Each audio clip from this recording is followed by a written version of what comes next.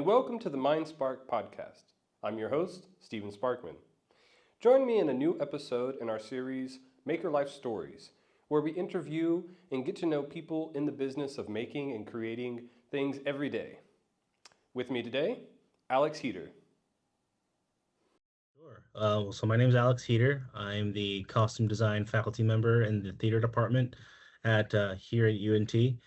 And this is my first academic year with y'all. I've been teaching for several years, but I'm new to the university. Been crafting for quite a while now. I don't want to jump ahead too much about anything that you want to ask me, but I've been crafting since I was really, really young. Started off as a you know basically a traditional artist, drawing and that kind of thing, and then at a certain point, I wanted everything that I conjured up in my head to be real. So I started learning how to make things. So that's a little bit about me and my how I my kind of got into this journey. So right now, what would you say your on the book profession would be if somebody had asked what's your promotable skill set Costume that design you and technology is the name of my profession. So how like costumes and how to design and build costumes is my area of expertise. Cool. So I'm a bit familiar with costume design a little bit. I've done somewhat cosplay, and it's going from the first iterations of like a drawing or a sketch, and then you start to get into the practical things of like how I'm going to light this costume, what materials are light enough to actually pull off this effect. What are some skills that you have kind of gathered throughout the years of how to go from the basic drawing to actually starting to prototype? Is there a favorite medium that you like to prototype in, or is there a certain way that you like to do your sketches that kind of just jump starts you into that making process? That's a very good question because and the more I've gotten good at the making process, the more one has informed the other.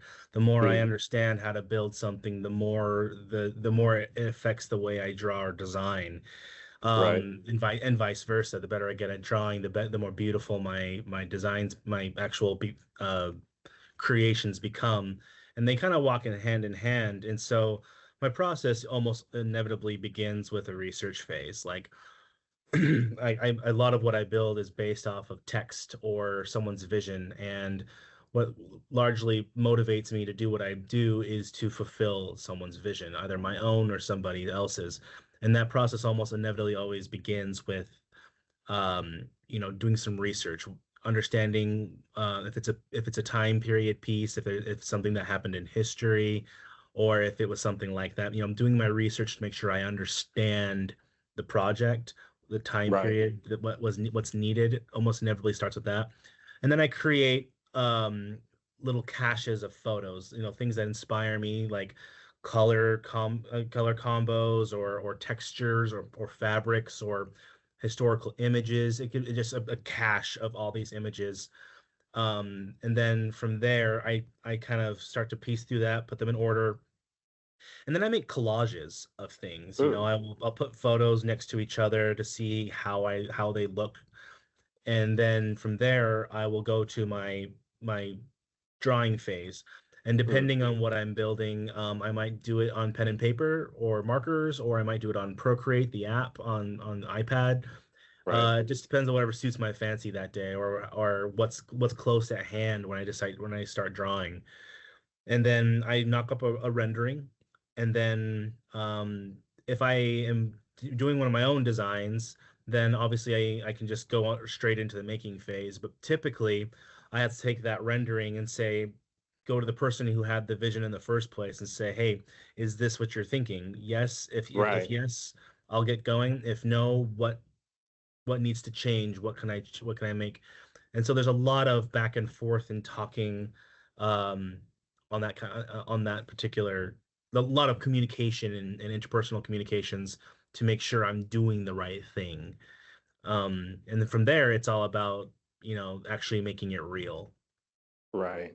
Yeah, especially theater, it's a big collaborative event of Oh yeah, not only just on the stage, but everything behind the stage and before even the first line is said of all of the planning and production for it. yeah, for sure. So would And you what advice would you then say for people that are working in these collaborative creative spaces where they're having to produce a majority of something on their own and then go in and get that critique or that constructive criticism from, say, a director or a project manager, and then having to take in account, either the project manager is focusing on the time or the feasibility of the design, or just handling critique on the creative work itself. I'd have different things to say to different people in different phases. The people who are directing and like who are channeling the vision, and people who are actually realizing the vision. I have different things to say to both those people. But to both of them, I'd simply say just to remember that this is supposed to be creative, and creativity in and of itself contains an element of play and fun, Hmm. and when artists forget that this is supposed to be play and fun, and they get a little too serious about it, they start to forget about what's really important. And when they do that, the work suffers, the creativity suffers, the craftsmanship suffers. And so to kind of remember that this is supposed to be a a, a fun thing. And Right. in my experience, whenever I get too stressed out or too wrapped up, and when I mean by wrapped up is when I put too much of my self-worth into the project, I Mm-hmm. tend to actually do worse. It's Mm. it's really important for young artists who are kind of moving into this world to feel to let themselves be free enough to try and problem solve, and again be creative. And being creative definitely involves focusing on the fun of it, because that's Right. how that's how we come up with our best ideas, as we think, oh, what if, or this, what would be cool is if this. But if you get your ego wrapped up into it, if you start to Right. think, if I don't do this perfectly, that I suck as a human, or worse, like if I don't do this person's way, they're going to fire me. Like, creativity gets strangled by thoughts like that. And especially when you come up with something that you think is great, and then Mm. you take it to someone who's supposed to criticize you on it, or they're supposed to, channel you into a certain direction. If they don't like what you put up, or they have notes on what you put up, if your ego is wrapped up in it, you're going to have a very, very tumultuous and difficult time as a creator and a designer. And I can't think of any better way to ruin the process for yourself than by getting your ego wrapped up into it. Right. Yeah, because really that element of play is that there isn't the wrong way of creating something. It's that you keep open to all the possibilities, and in the critiques, you can find something you've never considered, right? Mhm. And instead of closing yourself off, and that what I've created is the only way that this can be created. It's like, no, it can be reformed and reimagined. Well, it's Mm. typically how I kind of differentiate the design from art. All Mm. art is design, but not all design is art, but not all art is design, Right. because design connotes a sense of purpose and utility and fulfilling of a vision. But art can just be art because you say it is. It's a Mm. it's a matter of self-expression. So the only thing that for it to be art is for you to like it. Do you think it's art? And you built it, and so you get to say what it is. Right. But when it comes to design and building things for other people, then suddenly it becomes a collaborative effort, which means that there are other people involved who also get a say in the whole thing. And so design becomes, a different artistic enterprise in and of itself, but it's still, truly creative in its own right. So definitely, exactly what you said. Yeah. So speaking of just this artworks and pieces, is there something in your past or maybe more recently a piece that you've created that you have been very proud of, or just maybe one of your first designs where you kind of realize this is the path or the tools that you are wanting to learn um, Gosh, in I'm constantly reminded that I'm on the right path. Like, I truly enjoy what I do, and I truly enjoy teaching what I do, because there's so many great materials out there to play with and so many different ways of expressing, you know, personality and all that stuff. I'm inspired by so many things. And so is there any one thing? No, I can't honestly say that, just because I one of the most joyful parts of my job and my experience is the discovery. I Right. love finding a new skill. I love finding a new way to use a material. I like solving problems. I like um, so yeah, I don't know if there's any like spark moment or special skill that sets itself above from the rest, because to me it's this big beautiful chaos that I get to be in, that I get to try and make sense of, you know. Right. So did you just naturally come into all of this, or has there been any inspiration or kind of mentors or peoples in your life that got you into this work? I'm very lucky to say that I was very much mentored quite a bit Mm, growing up. I had a father who was very supportive of my artistic endeavors. He himself was a very talented artist, so he was my first teacher. He taught me how to draw, and then I took it to the next level. I got a higher training in both art and drawing, and then I was spending a couple years abroad in Italy, and I was passing by a suit shop, and I'm like, man, I would love to learn how to do that. So I poked my head in and I started talking to the Italian tailors, like, hey, how long does it take to learn how to do this? Like, oh, it takes like 20 years. I'm like, okay, I better start now. And so I can draw a thread back to all of these people who influenced me and moments in my life where I like, I'm thinking maybe I like to work with my hands. That might be Right. something I should focus on. And funny enough, as a kid, I fought it for a long time. I grew up in an area where the status quo said you can't make a living as an artist. You can't make a living as a designer unless you're like super lucky, and they made it sound like it was an impossible endeavor. So I fought it for a long time. Mm, But I felt what was funny is that I found myself trying to make everything art.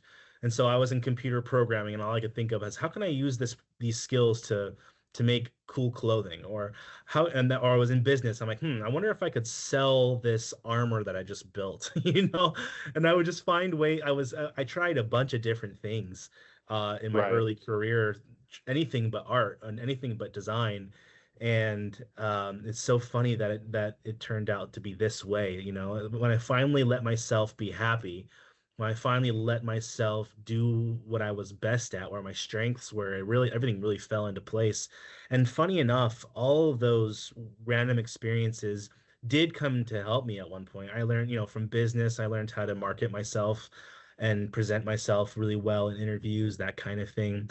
I did, computer programming did help me make some pretty interesting mechanical pieces. And I can probably list a ton of others, but everything has kind of led me to this point. So I was again, just I won't say I'm lucky. I think I was prepared in a way I couldn't foresee. I had a Right. lot of skills, and when the right door opened, I was prepared to step through it, which is kind of what brought me to this point. As I invested in a lot of skills, and this was the fruit that the tree bore. Right. Yeah, that's it's inspiring to see that no matter all of the paths you took, you are all still able to bring it back to where you eventually wanted to go, and it's kind of like all roads lead to home in a way where you've Yeah. learned things on your journey, but you can still apply them to the work that you're doing currently. Totally, 100% agree with that. Know who you are, and you're yourself. And listen to yourself. Right. You know who you are. You know what you're good at. Don't fight it. It doesn't make any sense. As Shakespeare put it, to thine own self be true. And I don't think I've ever heard anything truer than that.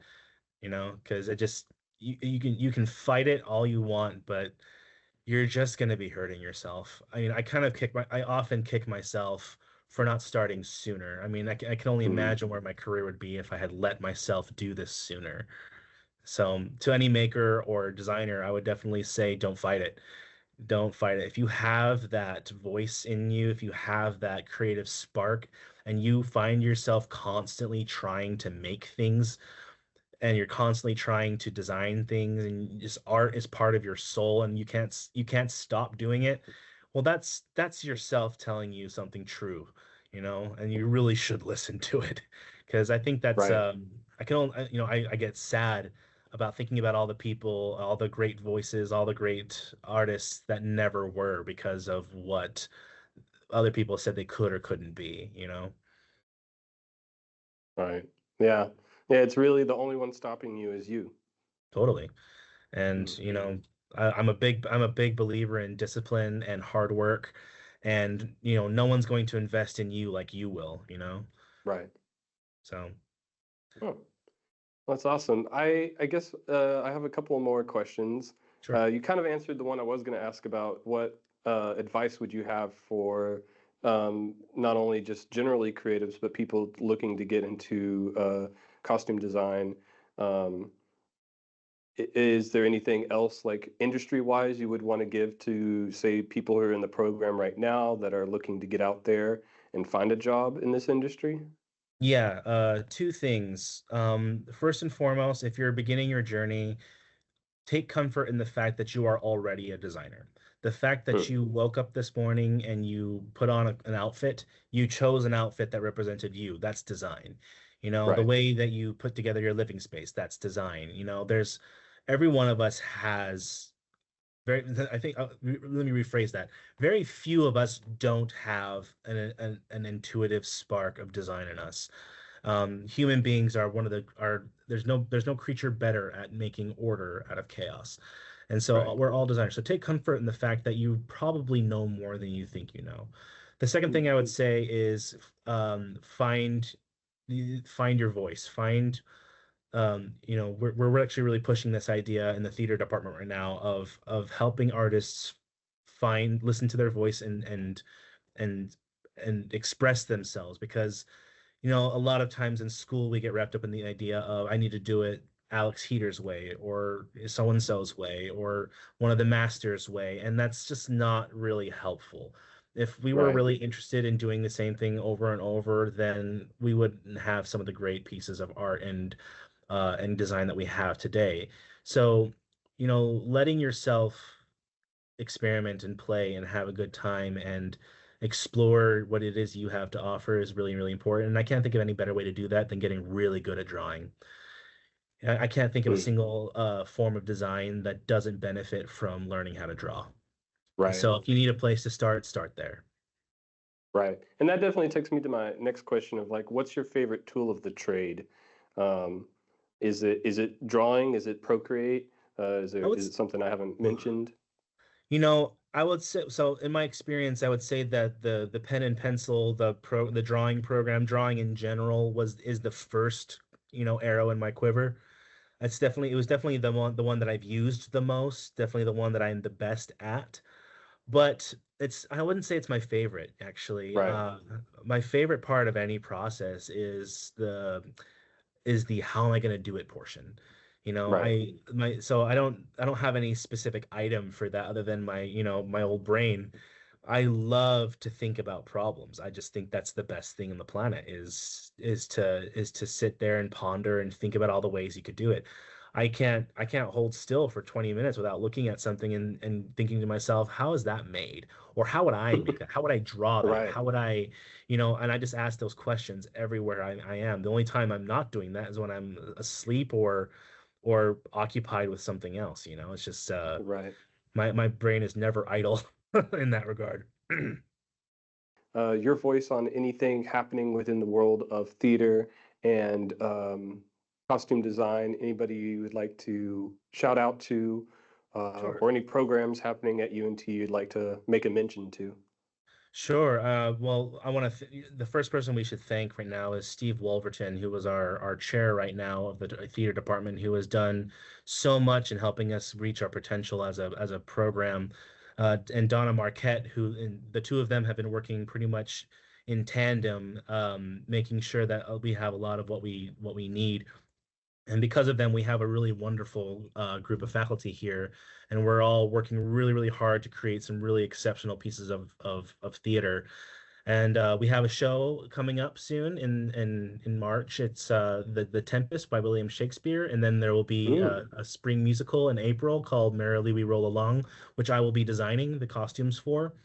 And then, of course, look forward to some really great things coming. I'm not allowed to tell you yet, but I do know what we're doing next year, and I'm very, okay. very excited about that season because it's some pretty excellent shows coming your guys' way. So keep an eye on the theater thing. If you would like to know more about costume design, I would encourage anybody to come to my office in the performance building, room 251. I'm pretty much always here from 9 to 9 o'clock. I love being here at work.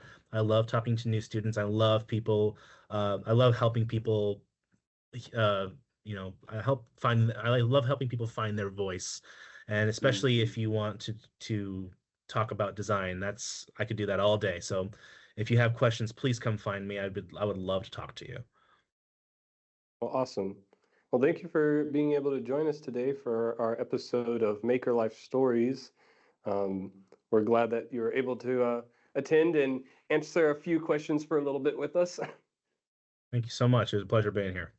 Yes.